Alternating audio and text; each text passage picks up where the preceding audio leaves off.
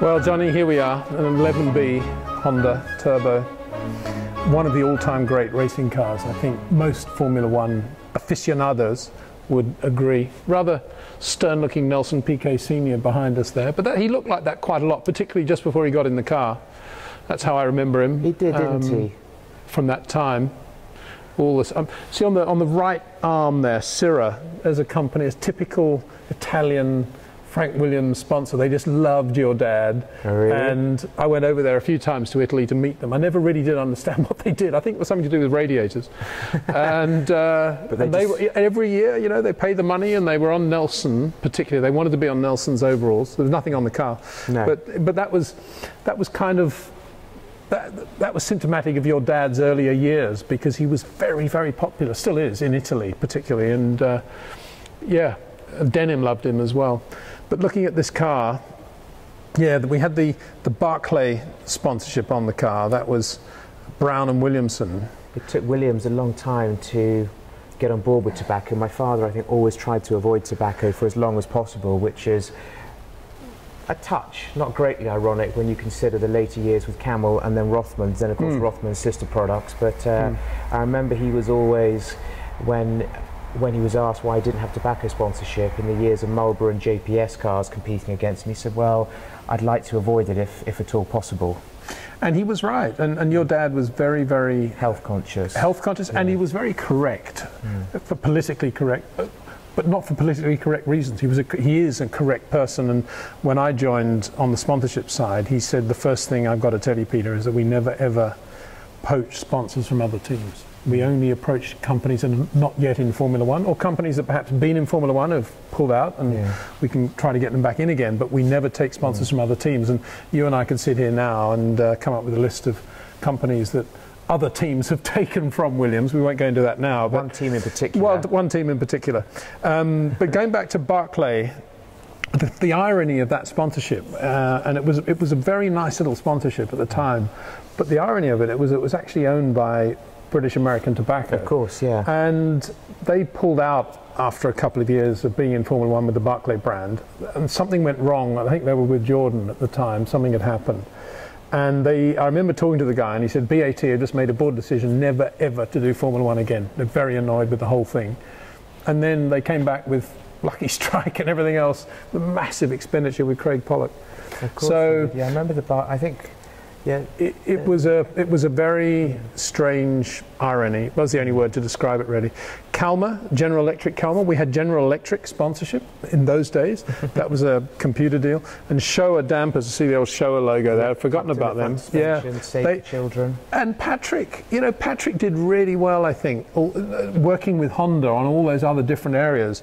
And certainly we were pioneering, I think it's fair to say, with Honda, a lot of the computer technology in Formula One. And what you have to remember about Patrick in this era, more in 1986, was that he was having to take on board a great deal, as I'm sure you were and Sheridan were, of my father's responsibilities, given that 1986 was, in effect, the 1 year in all of this that my father actually missed due to his accident and the recuperation. So it was, there was a lot going on at Williams during this period, 1986 and 1987, with a family of FW11s, but most importantly, 3 World Championships and 18 Grand Prix victories over those 2 seasons combined. So it was a very rich period on track, and especially with probably, arguably I'd say, the most intense driver pairing we've had in Nigel Mansell and Nelson Piquet. I guess on their day, Alan Jones and Carlos came close to that sort of intensity, but Nigel and Nelson pretty much carried it weekend in, weekend out during their 2 seasons partnered together with us. When you're doing a tour here and people say to you, how powerful was this engine, what number do you give? I would say around, well, I would say that the height of turbos was probably the FW11 behind us, the 86 car, because correct me if I'm wrong, but this particular one was fitted with a pop-off valve, wasn't it? So you're beginning to get into the initial, a little bit like ground effect in terms of the sliding skirts being restricted. You're getting into the realms of turbos being initially restricted by the regulations, then progressively outlawed by them, well not progressively, but outlawed by them. But I'd say the 1986 car with a qualifying engine in, which occasionally get nicknamed grenades. I mean, around 13, maybe 1400 brake horsepower for a Honda, and I hear the better part of 1500 brake horsepower for the BMWs of the time, which powered the Benettons and the Brabhams in 1986. So, well, I know you're reading The Ultimate Excitement. Sorry, I know you're reading The Unfair Advantage at the moment. What's The Ultimate Excitement? Well, that's another book. That's a How Nigel did you know I'm reading book. that? Oh, is it? Yeah. I know you're reading The Unfair Advantage at the moment, so those numbers... Give me a hard time about reading it in the wrong order. But those horsepower numbers actually stack up quite well. Even Mark Donoghue would be impressed with those from the 91730 days. 91730 days, but so that car almost epitomises horsepower. If you wanted to have a picture of horsepower, it would be a 91730. But Nigel particularly, well, Nelson loved it too, I'm sure, but Nigel was just classic with this car, and I've told this story a few times, but at the end of '86, we did a celebratory tour of Japan because there had been no Japanese Grand Prix, and the Honda Wacko, Wacko being their factory where the engines were built, employees, 1,000 or so of them, taken off various other programs to work on the Formula One engine program, had never actually heard the engine in the car or seen the car running. And so we went to Japan with a very small team of people, and Nigel and Nelson. And Nigel was supposed to do a demonstration at the Wacko factory, and then Nelson was supposed to drive, and did drive, at the Toshigi Oval, which was another story. The Goodyears went off after 2 laps, just sort of throwing off bits of rubber with the G loading on the banking. So that didn't go particularly well. But the Wacko one was a little bit like this. About where Johnny's standing relative to the front wheel is where was the sort of distance the Japanese employees, Honda employees, were standing from the car. Nigel was there, and John Cadd and a few others around the back, revving this thing, and was supposed to do a standing start down a sort of 200-yard stretch of the car park, and it was just full of Japanese employees in white overalls, Honda employees, all loving it. And this is when Nigel decided for the first time in his life he'd do donuts without even telling John Cadd. It was so funny. And he just lit the thing up, put it onto lock, and did, I don't know, 7 or 8 360s with his hand, the usual thing, hand in the middle, smoke spiraling upwards. And 5 seconds later, there were no white uniformed Japanese employees to be seen anywhere. They'd completely scattered to the all four winds. It was very funny. We had they eventually thought it was funny anyway. It's funny when you mentioned John Cadd and donuts. Honda were, as is natural, they were highly secretive of their technology, and of course when they left Williams at the end of '87, the turbo V6 engine was still to be used again in '88, so we weren't left with any. But it took my father and Patrick 12 years to actually procure a supply. We only have 2 operational Honda cars on our inventory. And this particular car here we chose to get ready quite hastily in 1999 for that year's Goodwood Festival. The festival was only, I'd say, at the most 2 months after the engines arrived. So I decided that, our good mutual friend Mick Asalo should drive it. It was a Honda event. He told me he was obviously pitching to BAR to be Jacques' teammate at BAR Honda for 2000. So I said, come and do this Honda event. But you need to come and shake it down. And we're going to shake it down before Goodwood. So he came to sleepy Abingdon Airfield near here on a lovely summer's day. And he decided to conclude his shakedown test with an almost perfect Mancelest donuts. But a certain Mr. Cadd was not impressed at all. And actually, I think a certain Mr. Cadd, if he's watching this, actually telltale to Patrick Head about it, because I got a bit of a telling off because my driver selection of donutted this highly valuable 2-off Honda powered car that we actually have. So well, Nigel only got away. I'm never going to stop the guy from donutting it, of course. No, well, Nigel got away with this one because nobody had seen it before, and John didn't know what was going to happen. But after John that, doesn't like donuts. No, I don't know a mechanic who does like donuts actually. No. Let's just bring the camera over here, because while we've been talking, I've been very impressed by the photograph here of your dad and Patrick Head, and particularly I'd like to focus on the shoes that Patrick Head is wearing, because I think they sum up. They sum up everything. You're going into PR mode now, Johnny. You're saying don't do it. But I think it sums up the difference. Well, the way the partnership worked, because have a pan in, if we can, on the... My father got the good clothes. On the sneakers that Patrick's wearing.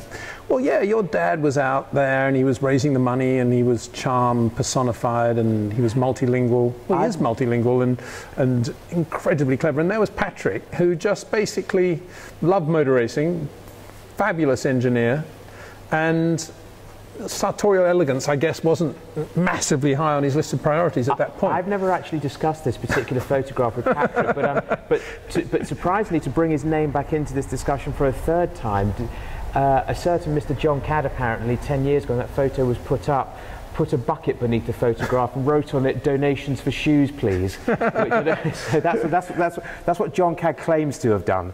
I never actually saw it. The interesting thing is that that's the original 78, 79, 80 Williams truck.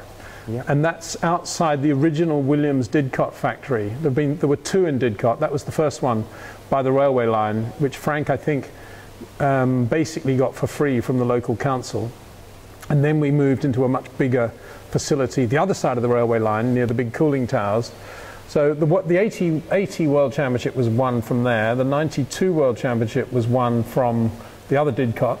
And then the remaining World Championships have been won from Grove, I think, correct? No, I mean, Didcot 1 was 1977 to 1983, so that would have been 4 World Championships. Okay, yeah, no, what I meant was that each place has had its own World Champions. Oh, yeah. Yeah. You've won a World Championship in each venue. Each venue, yeah. Sorry. Yeah. Well, no, don't apologise. You're far more. Now, this is the FW12, right? Yes, 2 of them. The original specification car and then the B specification car, the passive car from later in. And one of my very good friends, Colin Bach, has one of these in California.